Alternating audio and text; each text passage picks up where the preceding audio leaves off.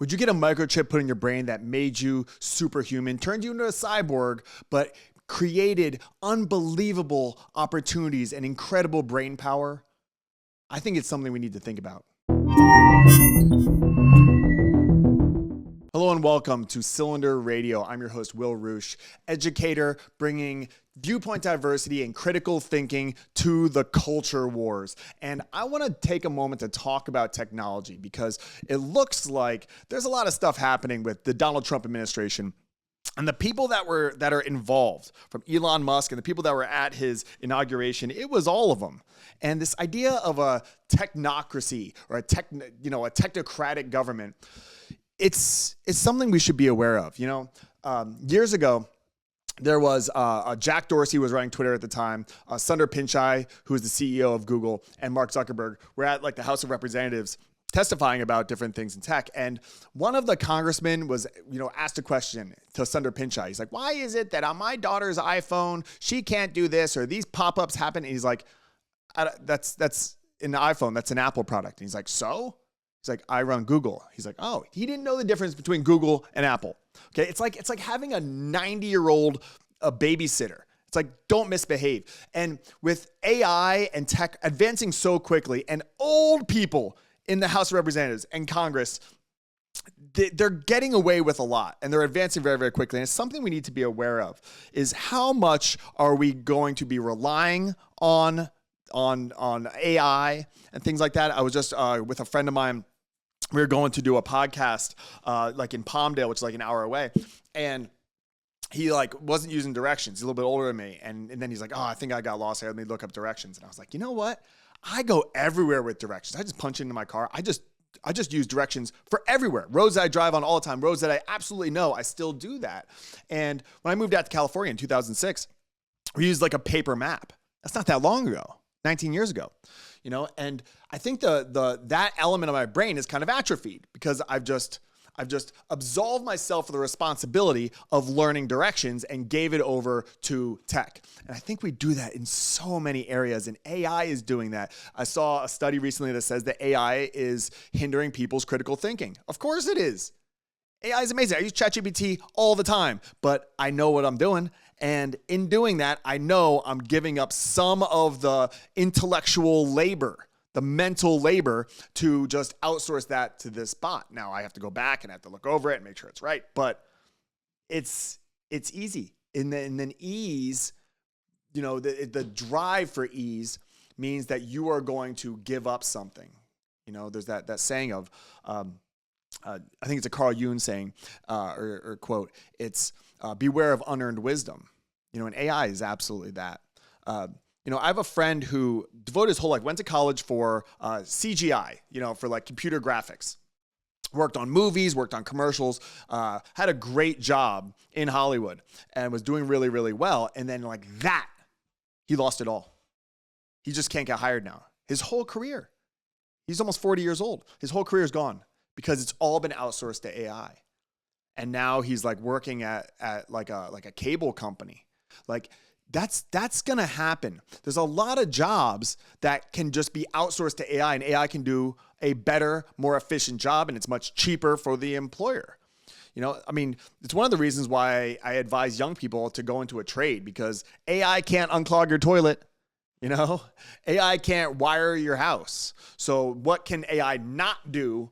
And then how do you do that? I think about that in my profession of education, teaching kids critical thinking and stuff. There's a lot of stuff that AI can do. What AI can't do is form those personal relationships to walk a kid through what they're doing, give you advice, but it can't form that personal connection, which is really important in my teaching practice. But going into this idea of a microchip in your brain, when some of the more out there conspiracy theories were don't get the COVID vaccine because Bill Gates might be putting a chip in your brain or something like that. And then people would line up around the block to have Elon Musk put a chip in their brain. So we don't see all billionaires the same. A lot of people think Elon Musk is differently motivated than someone like Jeff Bezos or Bill Gates. Whether or not he is, I don't know. But that seems to be the perception of a lot of people. But I was teaching a guest lecture at a school the other day, and I was asking the seniors, juniors and seniors, 11th and 12th grade, would you get a microchip put in your brain? And they said, no way, no, not at all. was like, okay, well, here's what this Neuralink could possibly do is you get full access to everything on the internet, all information, all of it. Organize it, and you have instant access to that in your brain. What kind of advantage would that give you in the world? Like this idea, I think it was Elon Musk said it, I'm not sure, but it's this idea of being a cyborg, that we're a cybernetic organism. We're human and we're robot.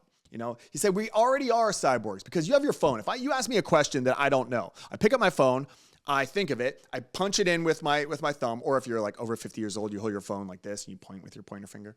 And then you get the answer, and then you look at the answer, and then it goes into your brain, you process it, and then you say it. So you can find out, who won the 1947 World Series. Boom, boom, boom, boom, done. Okay?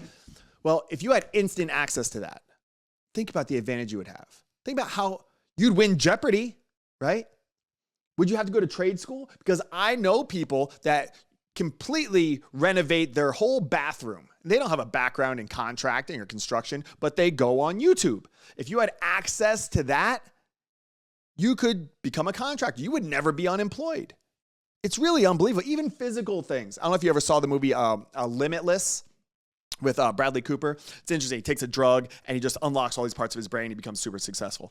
It would be like that because his is just based on memory. But if you have the internet, now I'm not good at basketball. I played basketball with my son yesterday.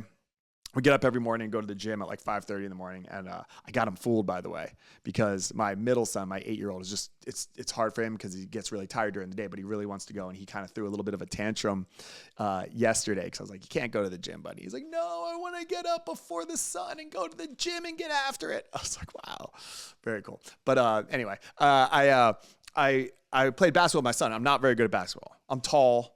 I've become fairly athletic, throughout my life. And I'm not good at basketball, but could I get better at basketball with Neuralink and access to all of the internet through this chip?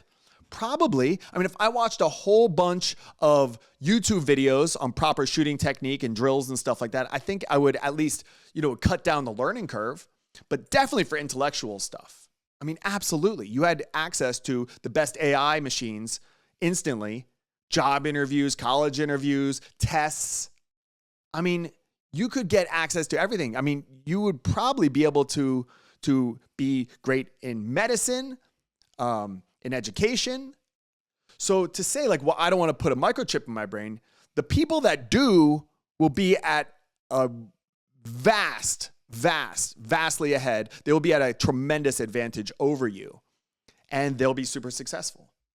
And then that driver in our capitalist system is like, well, they're very successful. I'm going to get that too. So it's almost like how difficult would it be to become successful without the internet? I have a friend that was in law school, and this is maybe 10 years ago, maybe 15 years ago. But he was in law school, and the first semester, they said no internet sources. He's like, it was hard. You go to the card catalog, and you have to get out the books. It's a lot harder now with the internet, obviously, but also with AI. It's so much faster. You're just going to get more done. You're going to be way more efficient. So it would be very difficult to be successful. Go out into the world and just say, I'm not going to use any internet. Like, it's very difficult. But you go back 20 or 30 years, if you go back 50 years and you have the internet, you have your iPhone, think about how successful you could be.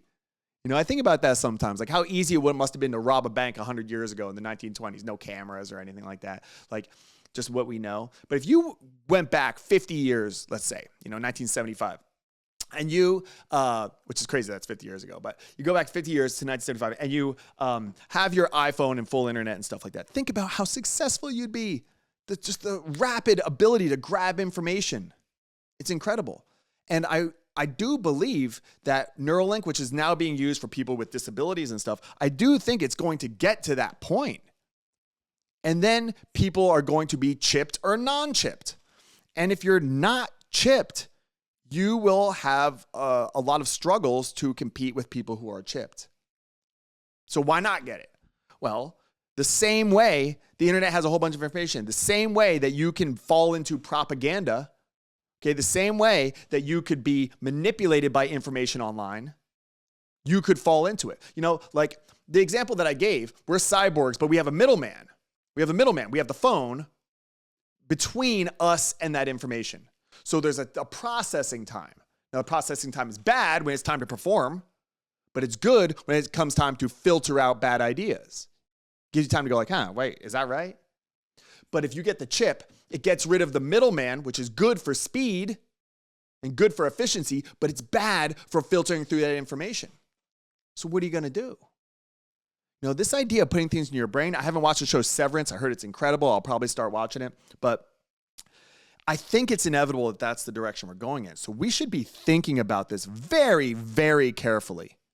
It's really important to think about this stuff. And if you have young kids, talk to them about this because you're going to have a decision to make. And if you're become civically engaged, what kind of laws are we going to have around this? What if we say, America, we're not going to chip this because we're all about freedom and we don't want to give up the way our brain functions. We don't want that being hacked. We don't want to give that power to any corporation, whether it's Elon Musk or not. But then what if China does it? They're soldiers, or super soldiers with some version of Neuralink, some version of a chip in their brain that gives them access to all information. We have to think about this, and these are the questions that I think have to be discussed from all sides. I created a private discussion community called the Paradox Roundtable. It's where I actually get my news from because there's people in that group who are from the left or from the right. They're different genders, they're different ages, they're different ethnicities and races and stuff. And there's a lot of viewpoint diversity in it. So news stories get posted and then we discuss it. And it's such a hack. People are always like, where do I get good information from? Where do I get good news from? Well, you get it from various perspectives. That takes a lot of time to read all these different articles. But if you have people who are committed to respectful discourse and committed to finding truth and working through ideas, not judgment, not name calling, anything like that, you can get a lot of good information because you automatically form a relationship with these people and you can get their point of view. So the Paradox Roundtable is a place that we discussed this actually yesterday. We meet, we have a Telegram channel and then we meet on Zoom as well. And we're just discussing these topics back and forth. And it's really, really awesome. If you have interest in that, you can email me at paradox@gmail.com and learn more about that. But also, if you have a teenager and you want them to wrestle with these kinds of ideas, there's a lot of homeschoolers out there. There's a lot of people who are in independent schools or just traditional schools, and they want their kids to be able to critically think. And critical thinking is not something that happens in schools nearly enough. It's a lot about just getting the test done, getting through the curriculum, getting through the standards. But that's why I created Paradox, which is my online education platform. It's a supplemental platform where I have a bunch of classes, but all those classes, whether it's US history or civics or sociology, they're all just using those subject areas as a vehicle to do critical thinking. It's just a way to do critical thinking, to talk about these things. There's a forum on the website. There's all kinds of stuff. So you get access to me as your concierge teacher to just run ideas past. So I can be like an intellectual jogging partner for your child. Same thing with Roundtable. So I have a whole bunch of information. If you're curious about it, please email me at patterdox, PATTERDOX @gmail.com. And you can learn about that and we can, see how we can, possibly work together to bring more critical thinking into the society that we have going on right now, because it's rapidly approaching, who knows what. We're advancing so quickly. And we have to stop, pause, and think about this. And I think the best way to do that is through dialogue. I think that's the best way. So curious your thoughts on this idea of the advancing technology. Are we going to go to a technocratic government? What is AI going to do as far as employment goes? And then also this idea of putting a chip in your brain is all stuff that I would love to discuss with you, and all stuff that I think that you should be discussing with your friends and family because it's inevitable. Thank you so much for listening.